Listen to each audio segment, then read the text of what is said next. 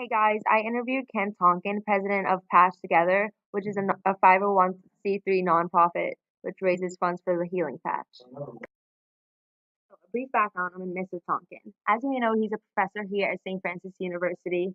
He has his master's in human resource management while currently pursuing his doctorate at North Central University. Tonkin, alongside two of his friends, formed Patch Together. At a young age, Tonkin lost both of his parents, and this drove him to um, open Patch Together and develop it into a program that helps kids who are grieving from a loss of a loved one. Patch Together hosts a number of events like concerts and family fun days to raise funds for the Healing Patch while providing support for grieving kids and their families. At Patch Together, Tonkin deals with coordinating logistics for annual concerts and family fun day events. He also selects the music for the concert and plays the guitar. At Patch Together, all employees are they're actually considered volunteers because no one gets paid, no one benefits individually from the Patch Together, only the kids and grieving families. In the book, it discussed job satisfaction and job involvement, and when I talked to Mr. Tonkin about both topics, he discussed that because it's a volunteer work, there's a high level of job satisfaction and a lower level of job involvement because they don't have the time as it's just volunteer work. But he said that all the volunteers are highly satisfied with what they do and they get more out of it than the kids do. And I think that's a great place to start in a nonprofit organization. When discussing the attitudes of the volunteers at Patch Together, there's no negative feeling when you come to that job. Tonkin said once they get in there, there's you put everything aside and you're just happy to be with the kids. You're happy that you're helping someone and you're making a change in someone's life. So there's nothing better than that. So the attitudes of the volunteers are always high, positive. Personality defined in the book is the sum total of ways in which an individual reacts to and interacts with others.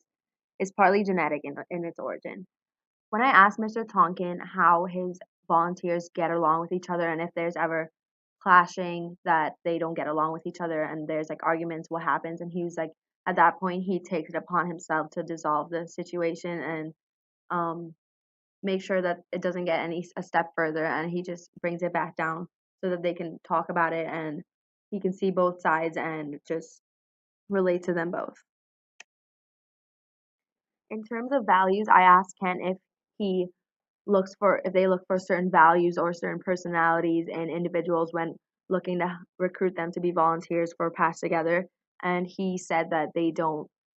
They just happen to come in to Patch Together and volunteer for it. He said they just run into people or people just come asking to volunteer. He said they don't really look for people, and he's like in terms of turnover, things just happen to fall into place if people leave or they are out of the program now. He said people are just coming in from volunteering.